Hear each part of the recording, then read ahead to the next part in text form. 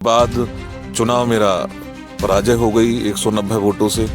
तो मेरा प्रयास है कि कहाँ मुझसे क्षेत्र में दो चीज़ों की बहुत बड़ी मांग है, एक राजकीय इंटर कॉलेज और दूसरा डिग्री कॉलेज। पार्टी से क्या उम्मीद लग रही है 2026 के पंचायत चुनाव में आपको? मुझे पूरी और विरोधी जब सत्ता मान लो सिस्टम में नहीं होंगे, अगर हमारे विरोधी नहीं होंगे, बिना विरोध के राजनीति करना बड़ा कठिन काम है। नमस्कार दोस्तों, मैं हूं आशीष धनगर और आप देख रहे हैं आपका अपना चैनल द अहिल्या दस्तक। साथियों, लगातार उत्तर प्रदेश के 2026 के आने वाले पंचायत चुनाव को लेकर के जिस प्रकार से हम लगातार चर्चा कर रहे हैं, लोगों से जानने का प्रयास कर रहे हैं, लगातार क्षेत्र में घूम रहे हैं। साथियों, हमारे साथ में एक और शख्स मौजूद हैं जो कि जिला पंचायत के प्रत्याशी हैं, वार्ड नंबर 47 से, सदर विधानसभा बदायूं से। सबसे पहले तो द अहिल्या दस्तक परिवार में आपका बहुत बहुत स्वागत है। बहुत बहुत धन्यवाद आपका। क्या नाम है आपका? रामचरण पाल। क्या कुछ कहना चाहेंगे, कैसे आपके मन में ये विचार आया कि जिला पंचायत का चुनाव लड़ना चाहिए? मैं 2005 से पार्टी में सेवा कर रहा हूँ। लास्ट ईयर मैं मंडल का उपाध्यक्ष भी था 2021 में, और मुझे पार्टी ने जिला पंचायत का टिकट भी दिया था और परिणाम भी बेहतर रहा। मैं 190 वोटों से मात्र चुनाव हार गया। मुझे 8,500 वोट प्राप्त हुए थे। जो कमियां रह गई उनको दूर करने के हिसाब से भविष्य में कैसे चुनाव जीता जाए, इस हिसाब से मैं तैयारी कर रहा हूँ। कहाँ कहाँ पर मुझसे चूक हुई। वर्तमान में मैं मंडल अध्यक्ष भाजपा बिनावर हूँ। सदर विधानसभा बदायूं मेरी विधानसभा है। आप लगातार क्षेत्र में घूम रहे हैं, लगातार आप लंबे समय से राजनीति कर रहे हैं, तो राजनीति का क्या आपका विशेष अनुभव रहा?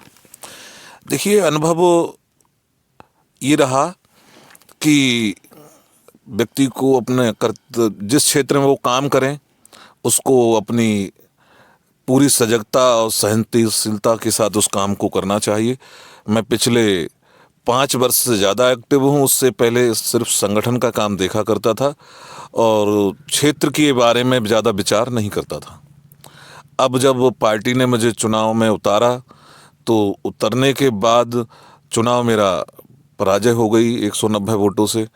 तो मेरा प्रयास है कि कहाँ मुझसे कमियां हुई उनको दूर करते हुए भविष्य में चुनाव लड़ा जाए और उन सभी कमियों को दूर करके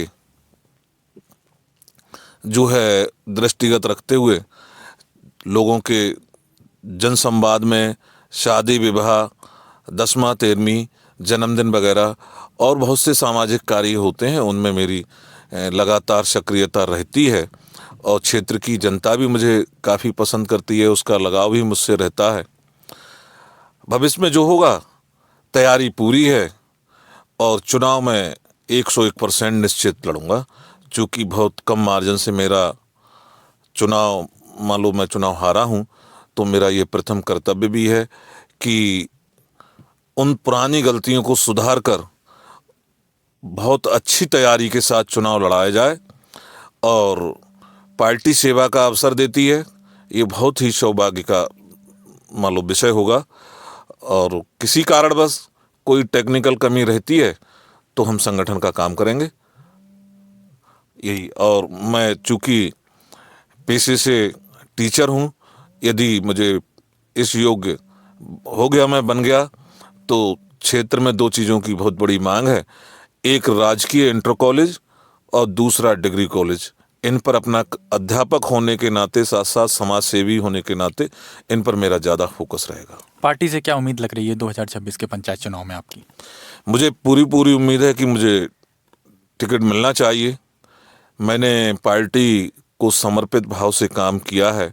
मेरा पिछला 20 वर्ष का काम करने का पार्टी में अनुभव भी है, तो मुझे पूरी भरोसा है कि संगठन मेरा साथ देगा और मुझे चुनाव में प्रत्याशी भी बनाएगा। आप लगातार इतने लंबे समय काम किया, आपने तमाम विषयों को जानने का प्रयास किया, तो विरोधियों को किस तरह से देखते हैं आप? देखिए, विरोधी तो हर क्षेत्र में होते हैं और विरोधी जब सत्ता मान लो सिस्टम में नहीं होंगे, अगर हमारे विरोधी नहीं होंगे, बिना विरोध के राजनीति करना बड़ा कठिन काम है। राजनीति में विरोधियों का होना बहुत ज़रूरी है। उनसे कुछ चीज़ें सीखने को भी मिलती हैं और किसी से गुरु ने कहा है कि आप ऐसी जगह बैठें जहां इन विषयों पर चर्चा होती हो। जो अच्छा हो उसको ग्रहण करें, जो खराब लगता हो उसको वहीं त्याग दें। अच्छा, आप लंबे समय की राजनीति के बाद यदि बात करें तो आप अपना गुरु किसे मानते हैं राजनीतिक तौर पर? देखिए, राजनीतिक तौर पर तो मेरे साथ धीरेन्द्र जी जो पूर्व में मंडल अध्यक्ष रहे, मैं उनके कहने से भाजपा में आया था।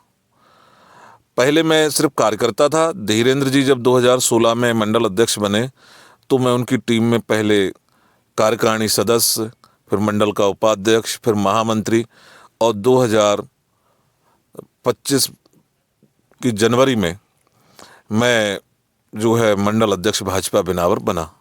मैं भारत सरकार रेलवे बोर्ड का यात्री सलाहकार सदस्य भी हूँ, और जो सहकारी समिति होती हैं सहकारिता से रिलेटेड, उनका मैं मंडल संयोजक भी हूँ। मेरी देखरेख में 2024 में सहकारिता चुनाव भी संपन्न हुए, उसका भी मुझे अनुभव है।